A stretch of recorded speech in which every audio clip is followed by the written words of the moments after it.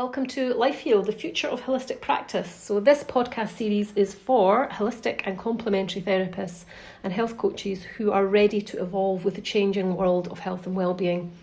It is for you if you are out there trying to live your dream job and your dream purpose and are feeling that a bit disillusioned and a bit lost, and feeling that perhaps whatever you've trained in and the stuff that you're doing out there is a little bit out of date, or that you are not quite hitting the mark and it's not the idyllic life that you hoped it would be.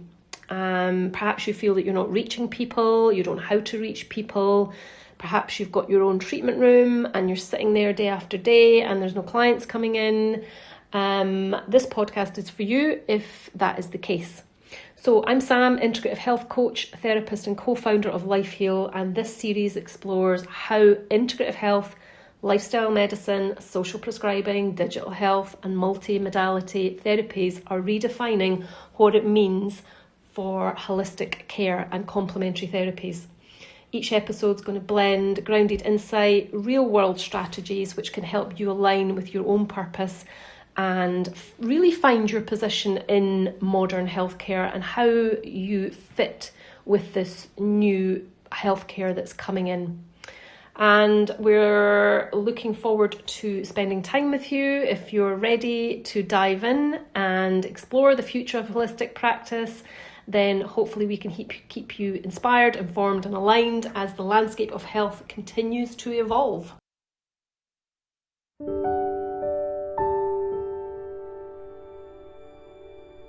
Welcome back, and it's lovely to have you here. And today, something a little bit different today actually. We're going to be talking about savouring, and you maybe wonder what on earth we're talking about. So Erica recently did her own little podcast for our online community at LifeHeal University, and she did it on savouring, and this was on the back of things that she had been experiencing throughout the month of January. And we teach gratitude. A lot of you probably heard about that. If you are not aware of the power of gratitude, I'll quickly explain. But gratitude holds if you imagine a scale of emotions, so hate and let's just say hate's at one, and they think love's at this other end, but it's not. It's actually gratitude. So let's say you've got all the negative emotions, and then it goes into neutral emotions, and then it goes into the higher emotions. So gratitude is psychologically termed as, and spiritually termed as, the highest frequency. It's the highest emotion that humans can possibly have. Now, when we are in a state of gratitude, what it does is it actually affects you at a cellular level. So without getting too technical, our cells are all made of atoms and molecules. They each have their own frequency. And if your cells are low frequency because you're having thoughts of anxiety or stress or trauma or jealousy or hate, shame, guilt, these are all going to lower the frequency of our cells. When our cells are in a low frequency, dis-ease can set in the body. The cells deoxygenate. They go into a thing called hypoxia, which is no oxygen. The pH level of the cell changes, and we start to be out of balance, which is called homeostasis. So there's no balance in the body. Conversely, when our cells are in a high frequency, so we are feeling elation and joy and gratitude. Now you'll notice I've not said love, and that is because love is different. The meaning of love is different to everybody. So actually love is not the highest emotion. So that's why I've not said that. But when we are experiencing feelings of joy and elation, as I say, the frequency of those cells inside your body, all trillions of them, will increase. And when they increase, dis-ease cannot live in an oxygenated environment. Dis-ease cannot live in a healthy environment. If we have an acidic state where our pH is off in our cells, if you've got higher frequency, the pH level goes into more alkaline, it's nice and gentle, everything's just working tickety-boo and the way it should. So, back to what I was saying, we teach gratitude. And you may have heard of gratitude journals. It's a process where you just write 5 things before you go to sleep, or perhaps before you get up in the morning, or ideally both. And if you couple that with a thing called heart coherence, which I'll go through in another podcast for you, but if you couple these higher emotions with this process of your heart, then it amplifies. And this is how you get people that are super successful, super happy, everything just seems to fall into their lap because they understand energy. So that is what gratitude is. It amplifies your thoughts.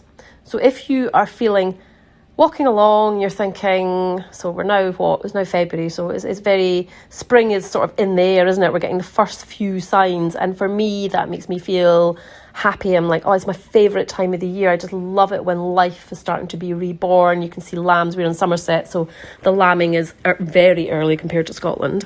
And these little signs, and it makes me feel joy and happy. But then if I stop for a moment and couple that with gratitude, it amplifies everything. It amplifies the way I'm feeling, and it lasts for 6 hours, this feeling, and it's just incredible. So we've been teaching this for a long, long time, years and years and years, and seen incredible changes in our own life, incredible changes in our clients' lives and people we work with, and our kids, and everybody actually. And I started using it in treatments because sometimes if you've got treatments all day, you'll know this, you guys are therapists. If you are like, oh God, I've got like 10 clients today, how am I going to get through this? This is stressful. What am I going to do? I can't be bothered. I'm tired. All of that can quickly set in. I've got a 2-hour treatment in the middle of the day and you're just feeling a bit overwhelmed. If you flip the switch and turn that on its head and just say, oh, wow, I know what it's taken for me to get that client in front of me today. I'm super happy this person trusts me enough to let me treat them or work with them. And I'm really grateful, gratitude, very grateful for this person, this experience that the universe is giving me. Your life will change, your experience with your clients will change. You start to live in the moment and everything just starts to work beautifully and flow. And then the universe will send you more stuff.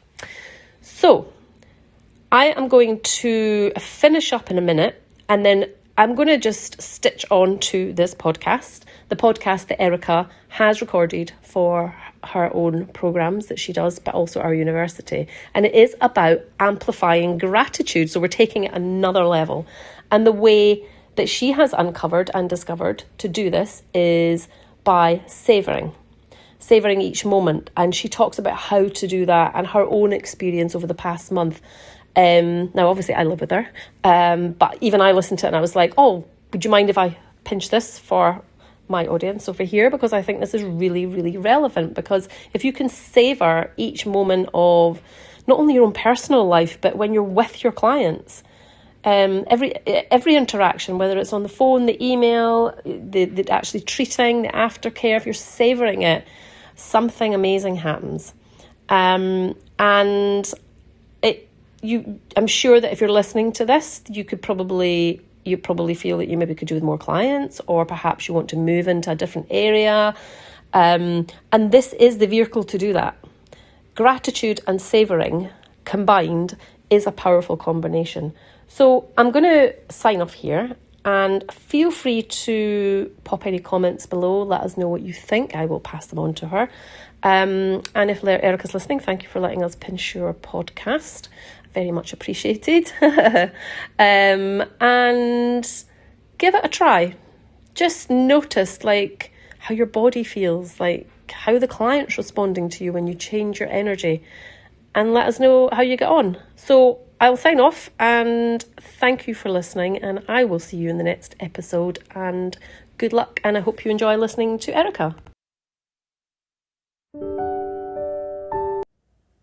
Hello, so this podcast is about savouring and how it can allow you to embody gratitude in every moment. So I think the concept of savouring is familiar to all of us. So it's the idea that we are maximising our enjoyment in every moment. And I've been experimenting with it quite a lot, and I wanted to share some insights. So obviously I was familiar with savouring, as I said, all of us are, but I was reintroduced to the idea in a positive psychology course I was doing, and it really has inspired me to start playing around with it. So I wanted to talk a little bit about it and how we can savour more of our everyday. So if we start from a point of gratitude, we talk about gratitude a lot. So I've always said, and this is backed up by positive psychology, gratitude is, spiritually wise, it's the highest vibration emotion. And then from a psychological perspective, gratitude has been found to be the number one emotion that can lead to happiness and flourishing. So it has also been proven that the well-being effects of gratitude are more long-standing, have more longevity than any other emotion, anything else you can do. So gratitude, as we know, super important. We want to experience gratitude as much as possible. So if we think of gratitude as the recognition of the good, then savouring is the embodiment of it. So gratitude is recognising when something as good has happened. And so for that to happen, it's very much past focus. So we don't actually experience gratitude necessarily until kind of after it happens. And then we're reflecting. So a lot of us have got gratitude journals. And so we will be writing these things down. We're noticing how amazing that coffee was that we had this morning, how good the good news that we had yesterday felt. And that's amazing. Savouring, though, is lingering with the good when it's happening in the moment.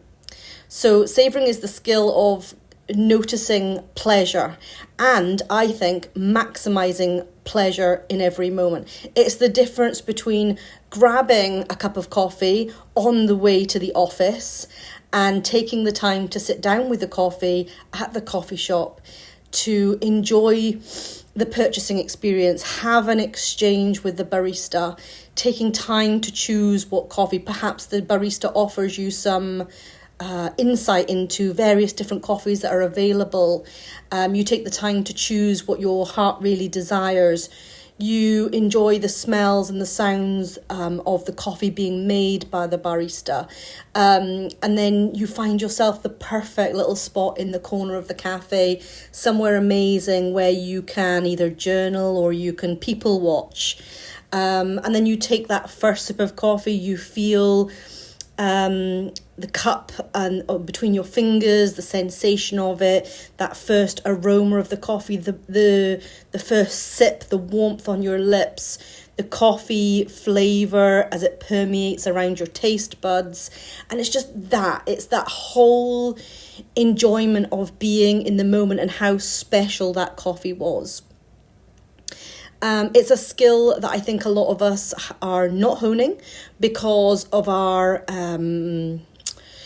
obsession with productivity and romanticizing busyness. You know, the busier we are, the more important we are and all of that stuff. So we're missing a lot of the opportunity for savouring. And this week, I've been really bringing savouring back, but to a much higher degree than I've ever tried it before, and some interesting things are happening. As you can hear, I'm super passionate about this at the moment because I am finding some interesting things happening for me, which I'm going to share as well. So savouring is the skill of noticing pleasure. It turns gratitude from a thought to a felt experience. So if gratitude is something that happens in the mind, savouring is something that can happen in a full body way. So as we talk about that coffee, it's the smells, it's the tastes, it's the sensation between your hands of the coffee cup.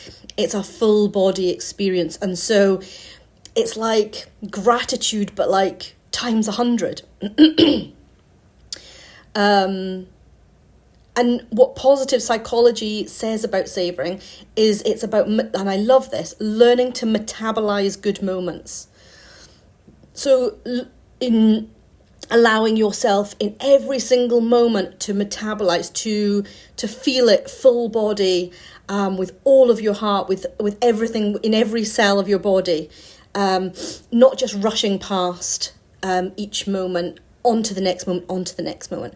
And the interesting thing around this is that we chase happiness so hard. When you ask anybody, what is it you want, even if they say they want to be rich, ultimately, if you ask them, what richness means for them, ultimately it comes back to happiness. So we chase this happiness, and then when it actually shows up in our life, we skip past it. So we dream of the nice coffee, the perfect coffee shop, but we don't savour the moment of it. Or we have some amazing news and we skip on to the next thing, or we start fearing all the things that can go wrong with it. We save up all year for that holiday, but then spend a lot of it on the phone because of work, or being angry at our kids for being noisy, or being fed up with our partners because they're not being whatever. Or spending time in the moment thinking about the future. There's a thing that happens for humans, is that when we are at rest, if our minds has nothing to think about, it will always rest in the future, not in the now, unless we're doing something like meditation or mindfulness. So sometimes, I'm aware of this myself, like I can be having an amazing moment right now. Like, say we go out for a really amazing meal. I love food, you know that. So we've gone out for this amazing meal, and then we talk about the future. We don't talk about the now. And so something I'm doing is focusing on bringing my attention right to the savouring of this moment. Short moments savoured deeply often matter more than big events rushed through. So psychology has proven this as well, that minor interruptions to your usual routine are much more effective to your flourishing, your happiness, than the big events. So you can book a big 2-week holiday and you can spend $10,000 on it. I've been doing some research on holidays, and wow, have the price of holidays increased if you're not doing it on a budget. Everything's a lot more expensive now. And so these things can seem sometimes a little bit out of reach, particularly if you've got competing goals. But what psychology shows is it's actually the one-night holidays or little overnighters. It is the little afternoon or twilight spa visit. It's the the lunchtime set menu instead of the Michelin star evening dining experience. It's the little things that happen that if you can implement them in your life, or have them in your life, on the regular. It's these little interruptions that actually create the more flourishing than the biggest things, or more happiness than the big things. And so if you combine those little things with the art of savouring, so now we're going to savour absolutely everything about that set menu lunch, really metabolize that good moment, then you allow your happiness and your flourishing to grow exponentially. So, excuse me, examples of everyday savouring. So we talk about morning rituals a lot. So we're quite good at that, I think.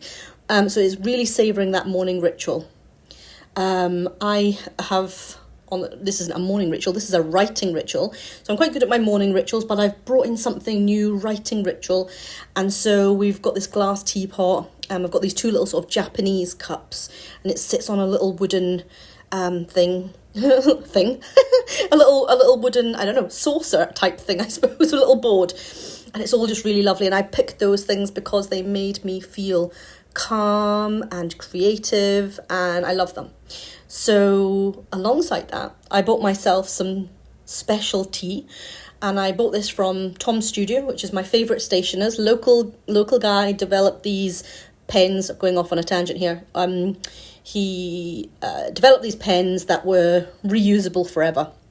So save the planet, and the stationery feels amazing, and it's by a local company. So yeah, all good. So anyway, he, with the stationery, sends out a little tea bag, which I absolutely love. And there's two that he's got. And one is called popcorn tea and the other one's called Chocky Bicky tea. So I take one of these, what I consider to be special tea bags. I brew it in this glass teapot. I lay my nice stationery out, so my Tom Studio pen, my papier notebook. I don't have a lot of stuff, you know that. I'm not a very materialistic person, but I've got a where the things matter to me. I buy things that make me feel that way. It's not about being fancy, it's about having a feeling. And I set up my writing on my table in front of our view out the back of our house, which you may have seen with the farmland. The sheep are there at the moment. And I make a whole ritual. I'm absolutely romanticising this writing space. And I sit down and I write one of my Substack articles now. So that's me creating a real moment of savouring. And I've been doing that regularly. And interestingly, and I'm going to talk about this in a part 2, wow, has that fed my creativity. So much so, this has been happening so often. I actually did a bit of research into savouring and creativity and the connection between the two, and I'm going to talk about that in part 2. So coming back to everyday savouring, morning rituals, writing rituals, evening rituals, being on a walk and taking in every sight, every sound. This morning we are in Edinburgh. Sam went off to do some work, and so I've had the day to myself, and very consciously now I'm becoming very aware of my inputs and having experiences, even if they cost slightly more, so that I can savour them to see what happens. So I went on a big long walk around Edinburgh. So I have a little glass of water here, 2 seconds. Big long walk around Edinburgh until I found somewhere that I could sit and have breakfast that I thought would give me the feeling. I ended up at the Ivy. I've been to the Ivy before. I really like it. It's not ridiculously priced. I think people sometimes think that it's really expensive. It's actually not. It's incredible value actually for the experience that you get, in my opinion. And so I went in, and everything I do, like really focusing on being conscious now. So lovely surroundings at the Ivy. I thought that it would give me the feeling it did. Nice service. I got sat at a lovely corner table, which was really nice because obviously I was on my own. Ordered myself a coffee. Coffee was good. Ordered myself a lovely breakfast. Little toast rack came. Instead of reading or being on my phone during the breakfast, I decided to be completely in the moment. So I'd ordered a vegetarian breakfast. It was delicious. So I really, really focused on the food, how it tasted. Got lovely china there. A lovely setup with a little toast rack and little mini bits of toast, which was really cute. And I just enjoyed every mouthful, really focusing on it.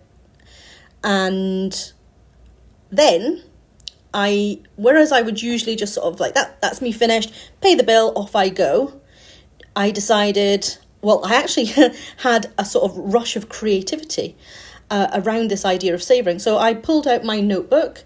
I was offered, I don't know if you know this, but at the Ivy, I didn't know this until today, you can have a refill on any coffee or tea. So usually I would decline that because of the reason of rushing to the next thing. I thought, well, practice what you preach then. Let's try this. So I pulled my notebook out and I gratefully accepted that second coffee with half the caffeine of the first one shot, because it was a very strong coffee. If you're ever in the Ivy, it's super strong coffee. And I was like, I don't want to be like absolutely buzzing here. So the extra coffee, which was included in the price, and I wrote, and I wrote 7 pages of notes. 7 pages.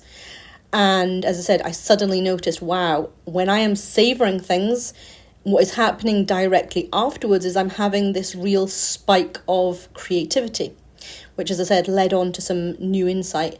And when I did some new insight on it, I've written even more. So you can enjoy that in the next podcast. So I stayed there much longer than I usually would.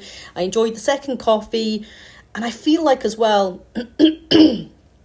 I feel like I am sending a message to the universe saying I am abundant and I am taking all that the universe is offering, even something as simple as being offered a second coffee. Instead of rushing on to the next cafe or going somewhere else for a cup of tea, just enjoy what I was being offered. So I gratefully received it, and I just feel like spiritually that's me sending a message to the universe to say, I am ready to receive. I am happy to receive to the extent that you're willing to provide for me. Another aspect of everyday savouring is a hotel room, really making the most of the facility. So at the moment, it's just we have a bit of a policy or if it's a work trip, then we stick to either Premier Inn Plus or something like the Moxie. So this time we're staying in the Moxie in Edinburgh, which is lovely. We got a good price on it because it's January. But they've got this lovely rooftop bar. So again, making the most of going up there, enjoying the ambience up there, really just, as it said, metabolizing all of these good moments that are available to us right now. And I've also noticed that we've started to do it for the future. So rather than seeing a good deal on a holiday, snap purchase, don't really think about it again. We do have a bucket list. We are taking this to the next level now and really planning for future savouring. So now we're doing a lot of research. When we've got a destination or a cruise line in mind, we're doing a lot of research, watching films on YouTube, videos on YouTube about different hotels, really getting invested. Did this recently. We're actually not taking this trip right away because it hasn't lined up, but we were looking at Budapest and we found this amazing hotel, 9.7 on booking.com, Kimpton, just in case you're interested, Kimpton Bem. 9.7, never seen anything so high on booking.com, and I was intrigued. So we watched a whole YouTube on that, and just really savouring the planning, the research phase. Really, so the holiday we did actually book is to Sintra, and so we've been doing a lot of research into that, what we want to do when we're there, hotels, things. So really savouring the planning. We're going to savour being in the moment, and then when I come home, I've got this system of processing photos, making a photo book from each one of our trip. So now the trip has extended. There's the planning phase, there's the holiday itself, and then there's post-holiday processing of memories. And so for me, that is savouring every single part of the process. So we're doing it like that for holidays. And then the other thing we're doing is, and what they suggest for everyday savouring, is really celebrating and allowing good news to land. So rather than, oh, that was really good. So this week I did have good news. So I got accepted onto the master's programme for coaching psychology. So I'm going to be going to the University of Chichester. It is an online programme, so I don't actually have to go. But I was really chuffed about that. And so we've really savoured that good news, talking about it a lot, what it means to us, what it means for me, what it means for the future, really focusing on it. And I feel I think sometimes we rush over good news almost because we feel a bit embarrassed to be proud of ourselves or to focus on the good news. And I'm going to talk about some of this reasons why in a minute. But really allowing ourselves to immerse in that good news has been amazing. So the reason that sometimes we don't allow ourselves to savour or to focus on either good things that are happening or good news, the first one, guilt. Because we don't feel that we deserve it or we feel unworthy. So rather than being in the moment and savouring it, we almost feel a little bit ashamed or a little bit embarrassed or like we're not worthy. So we're rushing past things. Imposter syndrome can do this. We get a promotion, and rather than really feeling into that promotion and really feeling proud of ourselves and celebrating and all of that stuff, all that good stuff, we rush past it. God forbid that we put too much attention on it, that somebody's going to find us out or realise that we're not worthy.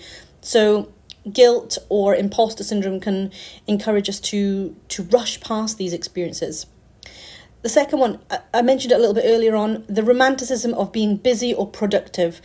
What they suggest is that if you can just take 10% longer to enjoy any particular good moment, you will experience all of the benefits of savouring. So we won't allow ourselves that 10% because, God forbid, somebody thinks that we're not important and therefore not busy. Because busyness is a reflection in the current modern day of how important we are. We don't want to look lazy, but actually there are so many benefits to savouring, which I said I'm going to talk a bit more about in a part 2. And then finally, the fear of loss. So we're scared to enjoy good things. That can sometimes be an amazing relationship. It can be, something that we've bought that we've really, really enjoyed, for fear that we might lose it. So we feel scared to really experience it, just because otherwise we might be scared. You'll find this a lot in people in love, actually. A lot of people will put a barrier up to having a deeper relationship with their partner because really subconsciously they're scared that if they lose that person, that how are they going to metabolize the loss of that? So instead of letting themselves become close, they keep some of themselves back to counteract that loss. So whether it happens or not. So a couple of things to think about. So some reflections for you, if you've found this interesting, like I have. As you can hear, I hope you can hear, I'm really passionate about this. Number one, so I've got 3 reflections. Number one, when was the last time I rushed through something good? Now, for me, this was quite often, and I'm really consciously slowing down to make sure that that's not happening anymore.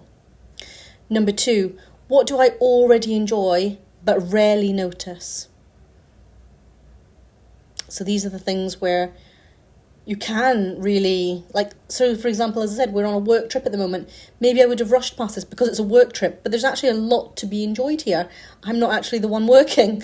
So now I've, had a lovely morning walk. I've been for a lovely breakfast. Tomorrow I'm going to take myself off to a couple of galleries. I've got time with my daughter. So what do I already enjoy but rarely notice? And 3, what would it look like to stay 10% longer with joy? What would it look like to be in that moment, savouring it for 10% longer? What would happen? How would that feel? So that's my part 1 on savouring. I will do a part 2, which is going to be all about the connection between savouring and creativity. And I don't just mean creativity as in drawing and painting and art, but I mean creativity in terms of whatever line of work that you're in or whatever your purpose is. So come back for that one. Let me know what you think of this one, and I'll speak to you soon.